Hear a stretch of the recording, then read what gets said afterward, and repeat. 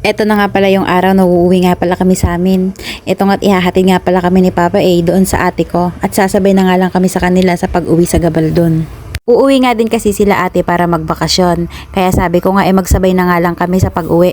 Total nga wala namang pasok yung mga bata at gawa ng Holy Week. Minabuti na nga lang namin na magsiuwi dito para naman kahit paminsan-minsan mabuo nga naman kami. Madalang na nga lang din kasi kaming magkita-kita at magsama-sama. Kaya talagang pag may pagkakataon sinusulit na namin. Inabutan nga rin namin dito na may bisita pala si tatay. Ginawa nga pala kasi yung hand tractor niya. Sakto nga at tanghalian na nung dumating kami. Buti na nga lang may dala akong longganisa at yun na nga lang din yung inulam namin. Grabe nga ang ingay na naman dito sa bahay nila nanay. Dahil nga kompleto kami, ayan nga't maraming maingay. Sayang nga lang at wala nga si Papa A. Siya na lang nga ang kulang dito at buo na nga kami. Nasa gitnang bukid nga pala itong bahay namin. Kaya ito nga't nanunungkit na nga lang din pala ako ng buko. Madami nga ding prutas dito sa amin, gawa ng masipag na magtanim si tatay. Kapag talagang umuwi kami dito, sinusulit talaga namin. Gawa ng libre na, fresh from the tree pa. Ikaw na nga lang din ang kukuha. Isama mo pa tong kamatsili na ang dami talagang bunga. Sobrang dami nga ng bunga ng mga kamatsili dito sa paligid ng bahay. Kaya nga ito't napagkatuwaan nga namin na manungkit. Nung mga bata nga kami, kung saan nga may puno ng kamatsili, nandun nga talaga kami. Kumbaga, ito na nga lang din yung ginagawa naming merienda. Hindi mo na kailangan magkapera para lang mabusog. At kapag ka nga po nagsama-sama nga po kami, ganito nga po talaga kami. Pagpasensyahan nyo na nga po at hindi yata nakainom ng gamot yan, kaya ayan at inaatake na nga. Minsan na nga lang din kasi kami nagkikita-kita, kaya ayan nga ang epekto. Apat nga pala kaming magkakapatid. At yung panganay nga namin ay lalaki. Bali siya nga pala yung may sakit na epilepsy. Kaming tatlo naman ay normal, pero parang sa tingin ko hindi kami talaga normal. Tulungan ko na nga lang ding maghugas ng plato dyan si nanay.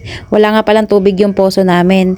Dahil simula nga nagkaroon ng crusher dito sa amin, ayan nga't parang nawala yung balong ng tubig sa amin. Nakikiigib pa kami ng tubig doon sa bagatan. Sumama na nga lang din ako kay nanay at titingnan niya nga daw yung kambing niya.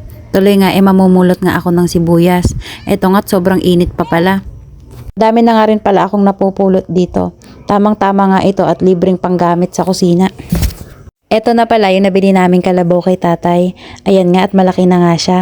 Sumunod nga pala tong dalawang bata na to sa bukid kahit kainitan. Palibhasa kasi katabi nga lang ng bahay namin kaya ayan at nagpunta nga sila dito. Inaya ko na nga rin silang umuwi at sobrang init pa nga. Ito nga sa bukid masarap nga tumira. Bukod sa tahimik na, presko pa. At saka pag masipag ka nga dito talagang mabubuhay ka.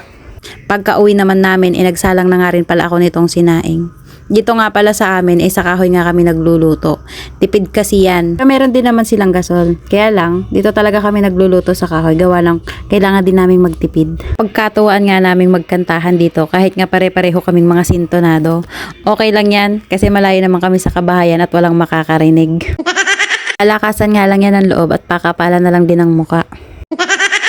Nagpakain na nga din pala si tatay ng mga alaga niyang manok.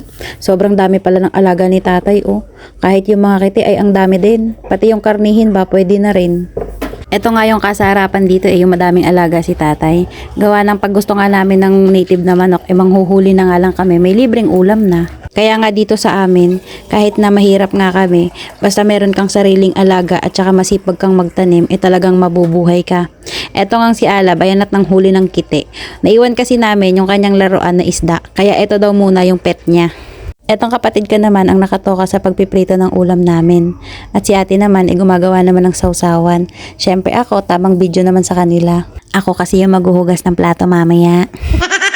Toka-toka nga kami ng trabaho dito. Ganyan nga din kasi yung nakasanayan namin ng mga bata pa kami.